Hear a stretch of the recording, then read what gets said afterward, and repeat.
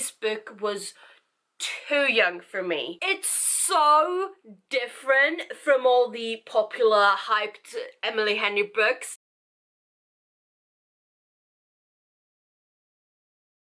Shug by Jenny Han. Wondering now if this is like her only standalone. I think it's either like her first book or one of her first books. I mean, it doesn't really matter at this point, but Shug.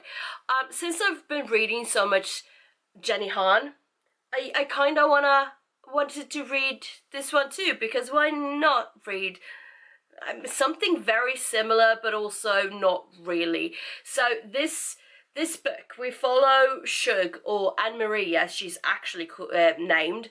She's just called Shug because of the colour purple. So yeah, anyway, so Anne-Marie Shug, we're just following her life really as a 12-year-old, falling in love, trying to figure that out, trying to figure out her like family situation, because apparently she lives with her mum and her sister. Her dad is there sometimes, but he's mostly away for work, like for long stretches of time. And then when he comes back, it's like, we're supposed to be this perfect family who goes to church and eats dinner together. But in reality, when her dad is not there, her sister, her older sister, is usually out with friends or whatever.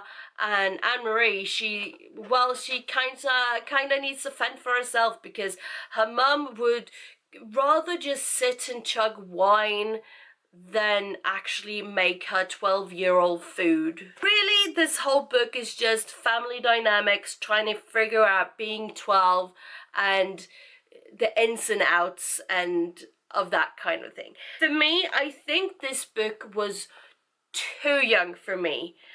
As in, I mean, I read a lot of middle grade. I have read a lot of middle grade. I intend to read more, so it's not the genre as a whole. I think this book was written more like a child trying to write a child. A small child, like a 5-year-old, trying to write a character that's slightly older, because they kind of wanna wish what would happen when they grow up or something. I don't wish this life really on anyone, because family situation isn't great. But anyway, like all the other middle grade books I've read, those characters could technically be any age. It just happens to be that they're 12 and they're doing these like magical adventurous kind of things. That's basically it. Whereas in this one, she's very small, and I feel like the author wrote her smaller than she needed to be. So it wasn't really for me.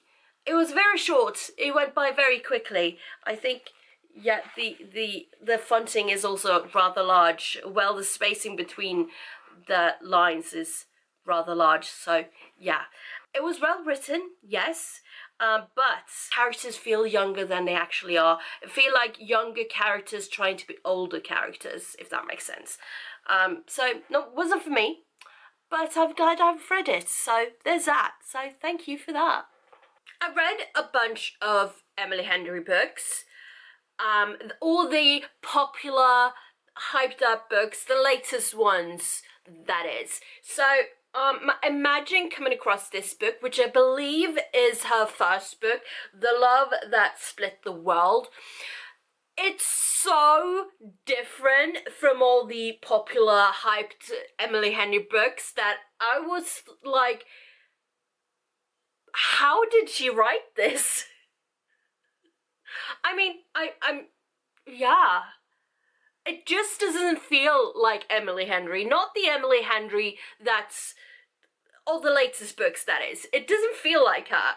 And had I read this first, I probably would have said, what are these books? But I didn't read this first. I read these.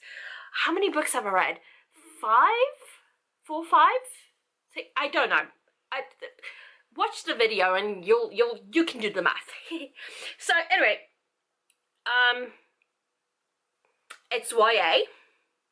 It's also very science fiction, which none of her other books, not the ones I haven't read, I can't speak for them, but the ones I have read, the latest ones, none of them are actually science fiction. So in this one, we have Natalie, who we follow throughout. It's just her point of view.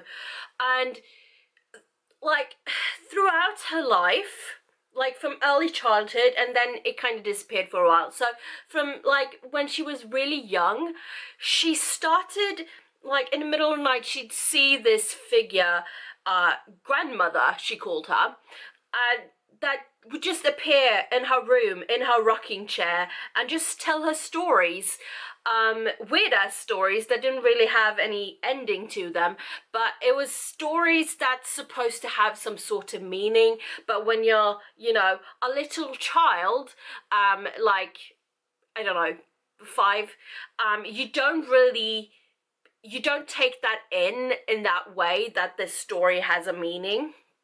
I mean, you can. There are certainly prodigy children out there, but when you're a child, mostly you just go for the entertainment value. Tom, what did you do with the laptop?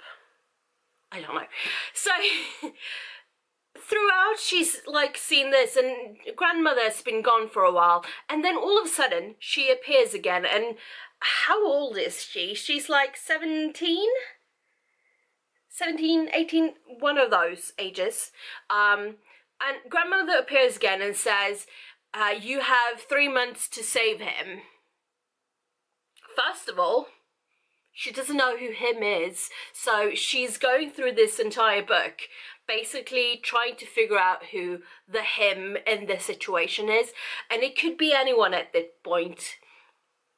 And it could be anyone. There's a lot of hims in her life that she would not want to see hurt. So there's that. And then so also recently in her late teens, let's call them, I don't remember if she's 17 or 18 or something like that. She's also like kind of in a glitch in a way. That's the best way to describe it. So she'll like say she looks at a house and her house has a red door, but all of a sudden it's a green door. Those are not the correct colors. I don't remember, but there's a glitch and she's just seeing something different. It happens in a lot of places. So not just her house. That was just my best explanation of it. So there's that. There's also this boy, Bo, who doesn't seem to be existing in her reality, as it were. So I will speed up a little, speed forward a bit and say that there seems to be these two worlds. So we have Natalie's world and we have Bo's world. And in these two worlds, as it were, the other one doesn't exist. But all the friends and such, they do exist. So it's a bit of a complicated situation, as it were. So there's a lot of that going on. It's not easy to explain what this book is about. It's a lot deeper than that, but that's the science fiction-y part of the story. I actually really liked it.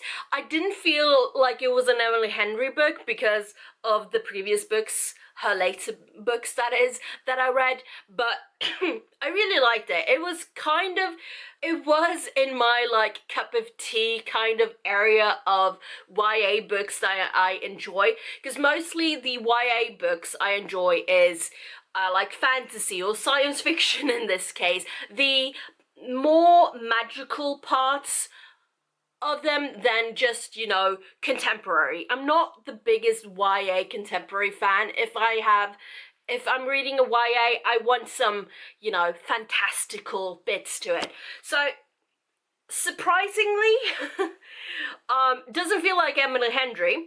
I don't think my library has the other books.